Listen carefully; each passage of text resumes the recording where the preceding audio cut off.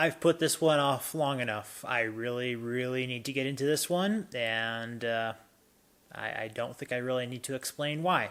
Well, let's get started.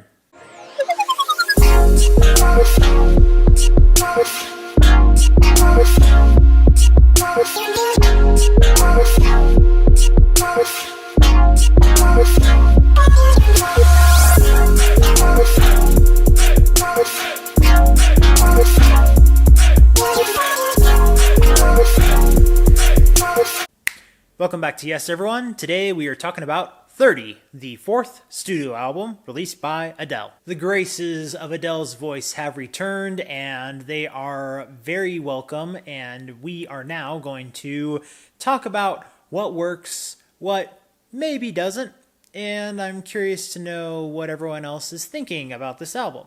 There's quite a bit that is different for at least my experience while listening to it. I think how we're supposed to categorize this is like classic pop, but not like the same kind like back in the day when Frank Sinatra was prevalent.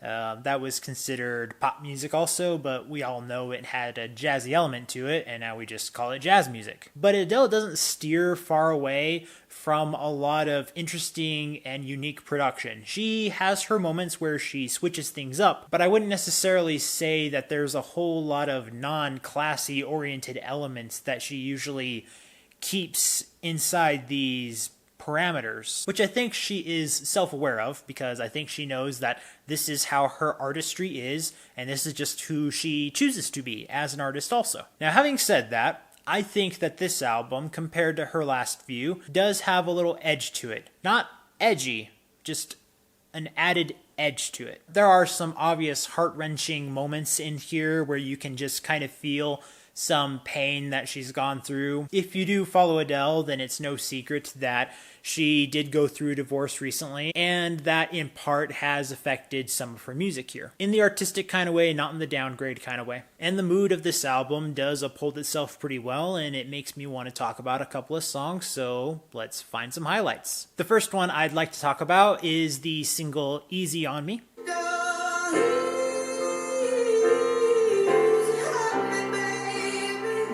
For anybody who might be somewhat disillusioned with Adele, probably would say that this is kind of her basic stuff, and in a way I get why you would say that, but I just can't get past that the clear, super clear vocals here just are outstanding and really convey an emotion that I think everyone can relate to. The next track is actually right after this number in the album, called My Little Love. So I am surprised you can read the whole of my life. This is a song where I feel like she's going through some grief, and I'm pretty sure in here that the additional vocals are led by her son, Angelo. And a lot of it is moody, but there is a conversation going on between the two of them.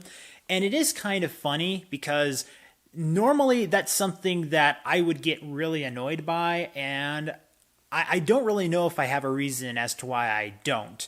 I think maybe I'm just immersed in the mood. The song does make me think I'm in like a really dark aquarium kind of thing. It feels like just kind of a moody buoyancy that's flowing around, and I just want to stay in this moment, and in some way I want to be a comfort for Adele, but it also seems like she's trying to reject comfort, because she does talk about how she enjoys being alone. But being lonely, that itself isn't necessarily that fun. An element of that edge that I talked about comes in the song Cry Your Heart Out. There is some sort of production switch up with one of the vocals taking place in here, but it is kind of a cool element here that stands out. Going down to one of her interludes, titled All Night Parking, is more R&B oriented, and that was a welcome switch up in here. I quite enjoy the song Woman Like Me. Complacency is the worst trait to have. It has a great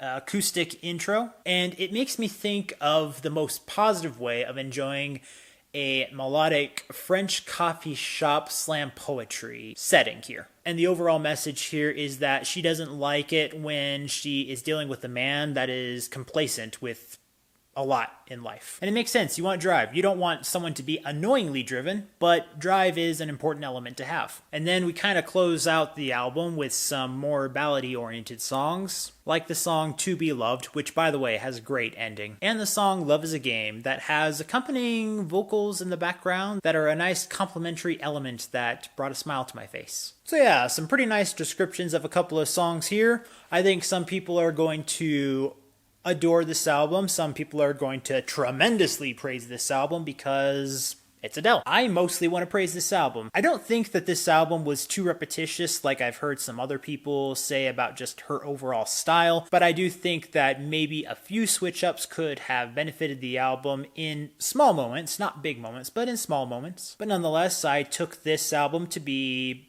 sincere, heartfelt, and I'm happy to add the songs that I enjoyed here to my playlist. So, after having listened and reviewed this album with the following grades in the following categories here, how would I recommend this album?